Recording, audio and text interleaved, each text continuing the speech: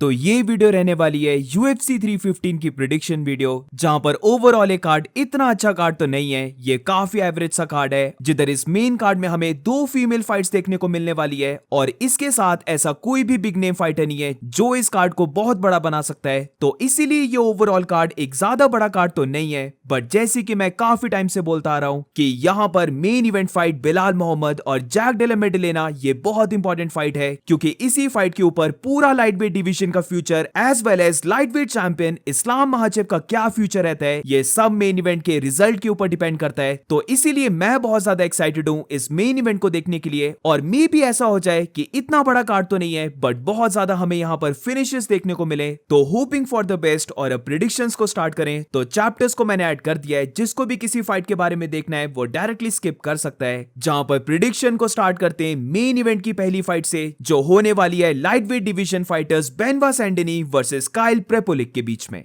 अब पहले बेनवा सैंडिनी की फाइट बुक हुई थी जोएल एल्वारेज के साथ, जो एक्चुअली में एक बहुत ही ज्यादा इंटरेस्टिंग मैचअप था, but unfortunately Joel Alvarez injured हो गया और काइल प्रेपोलिक एक काफी लेट रिप्लेसमेंट है और शायद से काइल को यूएफसी से निकाल दिया था और अब उसे फिर से एक और चांस मिल रहा है यूएफसी के अंदर। बट मुझे यहाँ पर लगता है कि काइल प्रेपोलिक को ये जो सेकंड चांस मिला है ये उसके लिए ठीक नहीं जाने वाला है। इस फाइट में मेरी प्रिडिक्शन है Benoit Saint Denis to win bye knockout. जहां पर जितनी भी मैंने काइल प्रेपोलिक की फाइट्स को देखा है वो बोल सकते हैं हम कि बहुत ही ज्यादा बेसिक और एवरेज सा फाइटर है, जहां पर साउथ पास स्टांस में वो जैब को लैंड करेगा और उसके बाद मोस्ट ऑफ द टाइम अपने हुक्स को थ्रो करेगा। और यहां पर मुझे काइल से ज्यादा कुछ एक्साइटिंग नहीं दिखा है, वो जैसे मैंने कहा बहुत ही बेसिक सा फाइटर है। अब बस एक चीज जो काइल प्रेपोलिक करता है वो है उसकी राइट हेड किक। तो यहां पर अगर बेनवा सैंडिनी ने उस किक को डिफेंड कर लिया तो मुझे लगता है कि वो स्ट्रॉम करने वाला है काइल प्रेपोलिक को। जहां पर हम सब जानते हैं कि अभी बेनवा सैंडिनी 2 फाइट की लूजिंग स्ट्रीक पर है, बट उन फाइट्स को अगर हम देखें तो वो दोनों फाइट्स एक तो डस्टिन के साथ थी, एक मोइकानो के साथ थी, और ये दोनों ही फाइट्स टॉप 10 के अंदर थी।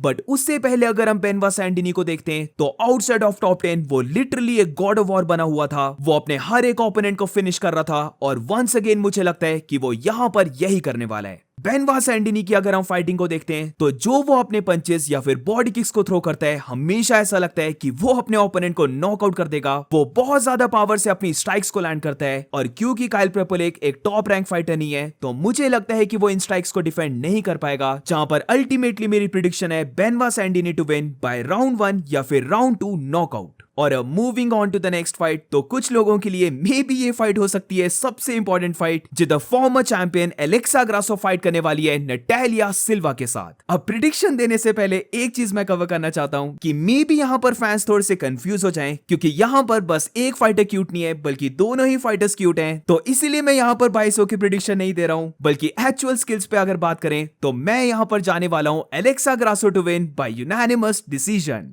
अब ये सुनकर आई नो कि काफी लोग खुश हुए होंगे, बट ट्रूली मुझे अनबायस्ड वे से लगता है कि एलेक्सा ग्रासो फाइट को विन करने वाली है। जहां पर क्योंकि एलेक्सा के पास वो ग्राउंड गेम है, वो ग्रैपलिंग स्किल्स हैं, जो वो लास्ट फाइट अगेंस्ट वैलेंटीना में शो नहीं कर पाई थी, बल्कि वहां पर वो एक डोमिनेट वे से फाइट को लूज की थी। बट कम ऑन गाइस, वो थी वैलेंटीना और यहां पर फाइट हो रही है नटालिया सिल्वा के साथ, जो फीट में तो बहुत ज्यादा सुपर फास्ट है और मुझे लगता है कि वो फीट में एक्चुअली में एलेक्सा ग्रासो को बीट कर सकती है। बट जैसे मैंने कहा कि ओवरऑल स्किल्स की जब बात करते हैं तो एलेक्सा ग्रासो के पास डेफिनेटली वो ऑप्शन है जहां पर अगर फीट में फाइट उसके फेवर में नहीं जारी होगी तो वो नटालिया सिल्वा को ग्राउंड में लेके जाने वाली है और वहां पर उसे सबमिट का तो नहीं बोल सकते, बट डेफिनेटली उसे होल्ड डाउन करके बीट कर सकती है। अब ये फाइट मैं अभी बोल देता हूं कि बहुत ज्यादा क्लोज फाइट है, जहां पर अगर तो एलेक्सा ने लास्ट फाइट की तरह परफॉर्मेंस दिखाई जिधर वो नटालिया सिल्वा को ग्राउंड में लेके नहीं जा पा रही है, तो फिर यहां पर मुझे लगता है कि हम नटालिया सिल्वा को विन करता हुआ देखने वाले हैं, क्योंकि एक तो वो फीट में बहुत ज्यादा फास्ट है और जो वो स्टेप बैक काउंटर करती है अपने ओपोनेंट को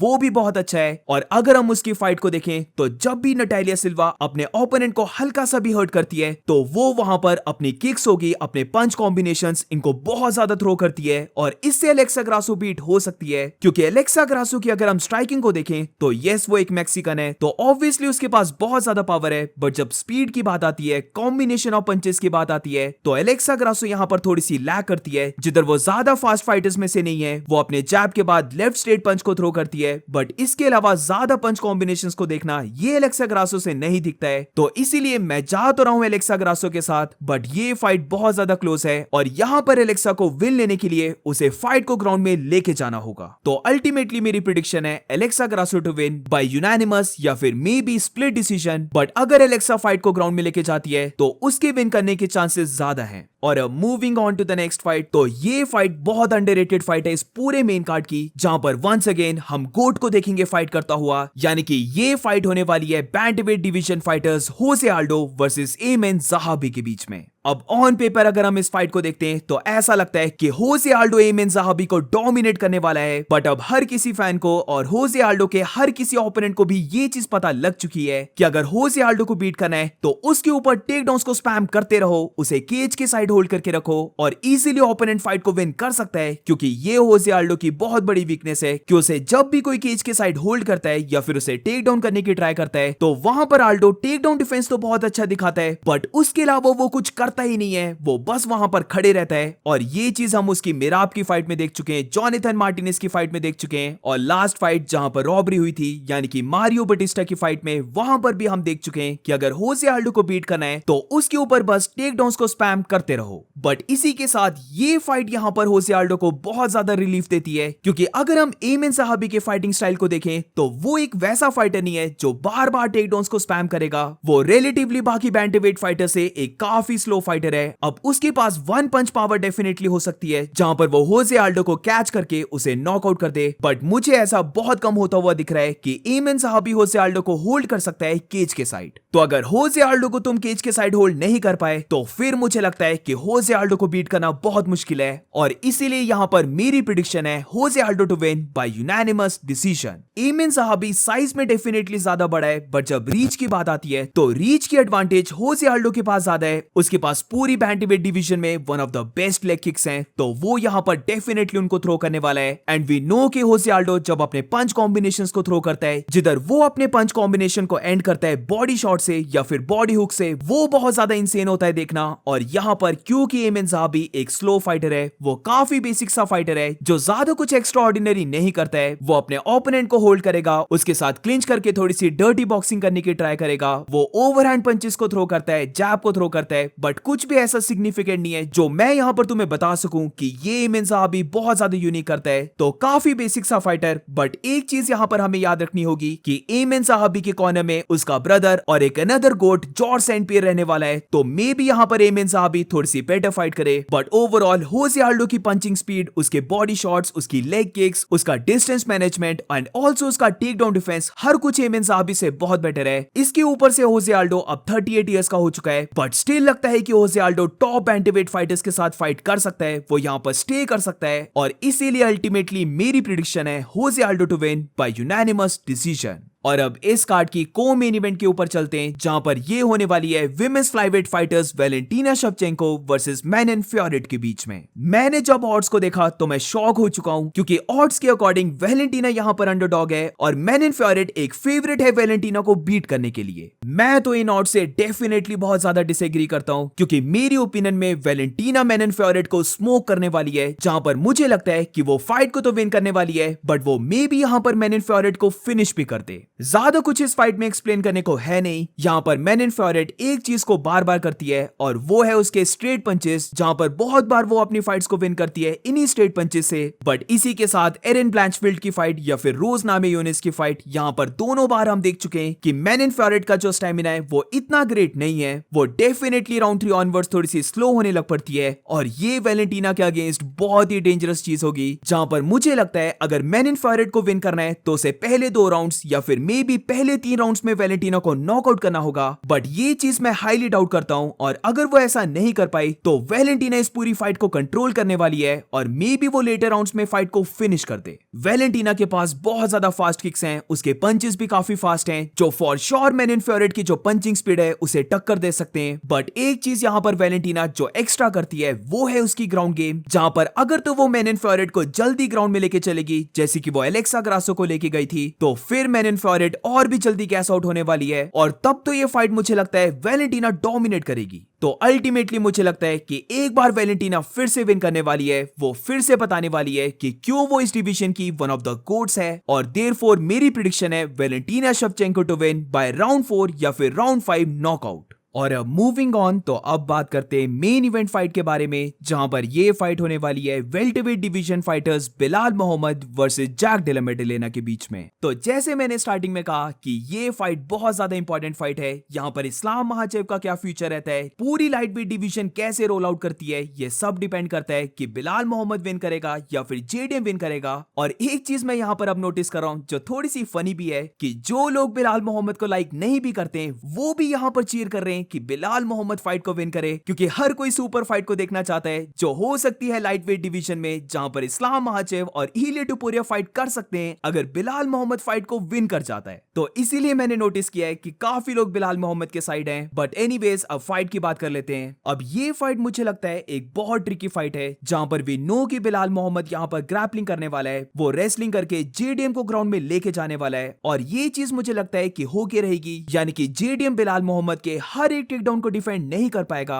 बट इसी के साथ जब स्ट्राइकिंग की बात आती है तो जेडीएम के पास उतनी ज्यादा पावर है कि अगर वो बिलाल मोहम्मद के ऊपर एट एनी गिवन टाइम एक क्लीन 1-2 टेक्निकल स्ट्रेट पंचेस को लैंड कर देता है तो बिलाल मोहम्मद को वो नॉकआउट कर सकता है। दोनों में से किसके पास ज्यादा पोटेंशियल है फाइट को फिनिश करने का, तो फॉर श्योर जेडीएम के पास ही उतना पोटेंशियल है जहां पर वो फाइट को फिनिश कर सकता है। वेयरएज बिलाल मोहम्मद की बात करें तो ज्यादा चांसेस रहेंगे कि अगर वो फाइट को विन करता है तो वो विन करेगा बाय डिसीजन, जहां पर वो जेडीएम को बार बार ग्राउंड में लेके जा रहा है, उसके साथ थोड़ी सी स्ट्राइकिंग कर रहा है, बट वो स्ट्राइकिंग बस अपने टेकडाउन्स को सेटअप करने वाली स्ट्राइकिंग है। अगर तो ये चीज पहले ही राउंड से स्टार्ट हो जाती है, जहां पर बिलाल मोहम्मद जेडीएम को अपनी स्ट्राइकिंग को यूज करने नहीं दे रहा है और उसे एकदम से ग्राउंड में लेके चले जाता है, तो फिर जेडीएम के लिए लेटर राउंड्स में बहुत मुश्किल हो जाएगा कि वो अपनी स्ट्राइकिंग को यूज कर सके, क्योंकि एक तो वो बहुत ज्यादा थक गया होगा, यानी कि वो एग्जॉस्ट हो गया होगा, उसके पास ज्यादा स्टेमिना नहीं बचा होगा, और फिर इसके ऊपर से जो उसके पंचेस में पावर होगी वो भी डिक्रीज हो जाएगी, और लेटर राउंड्स में बिलाल मोहम्मद के लिए और भी इजी हो जाएगा जेडीएम को ग्राउंड में लेके जाना। अब ये फाइट को मैंने ट्रिकी इसलिए बोला है क्योंकि जेडीएम उन फाइटर्स में से नहीं है जो फॉर एग्जांपल अगर हम लेके चलें तो लियोन एडवर्ड्स को ले लो, जो अगर ग्राउंड में जाते हैं तो वो पोजीशन को एक्सेप्ट कर लेते हैं। बल्कि अगर जेडीएम की बात करें, और ये चीज हमने उसकी गिलबर्ट बर्न्स की फाइट में भी देखा था कि बेशक उसे बर्न्स ग्राउंड में लेके चले गया, बट फिर भी वो हमेशा ट्राई कर रहा था वापस खड़े होने का, और जैसे ही फाइट फीट में आ रही थी वो एकदम से देख रहा था कि वो कैसे गिलबर्ट बर्न्स को नॉकआउट कर सके। तो यहां पर भी हम ये देखने वाले हैं, जिधर बिलाल मोहम्मद का तो मुझे लग रहा है गारंटी है कि वो जेडीएम को ग्राउंड में लेके जाने वाला है, बट वहां से जेडीएम वापस खड़े होने की देखेगा, और जब ये फाइट फीट में आएगी तो जेडीएम डेफिनेटली देखने वाला है बिलाल मोहम्मद को नॉकआउट करने का। और तब ये मेन क्वेश्चन राइज होता है कि क्या बिलाल मोहम्मद इन स्ट्राइक्स को डॉज करके फिर से जेडीएम को ग्राउंड में लेके जा सकता है या फिर नहीं। मुझे ऐसा लगता है कि ये चीज बिलाल मोहम्मद करने वाला है, जहां पर मैं जाने वाला हूं Bilal Muhammad to win by unanimous decision. अब दोनों की मैं रिसेंटली पास्ट फाइट्स को देख रहा था, और यहां पर जो बिलाल ने कहा है कि वो जेडीएम को फिनिश करने का देखेगा, तो ये चीज होती हुई मुझे बहुत मुश्किल लग रही है, क्योंकि वो लियोन एडवर्ड्स को भी फिनिश नहीं कर पाया, और गिलबर्ट बर्न्स की फाइट में तो गिलबर्ट बर्न्स पहले ही राउंड में अपने एक आर्म को इंजर्ड कर लेता है, तो सिंगल आर्म गिलबर्ट बर्न्स को भी बिलाल मोहम्मद फिनिश नहीं कर पाया था। तो बिलाल मोहम्मद को मुझे लगता नहीं है कि वो जेडीएम को फिनिश कर पाएगा।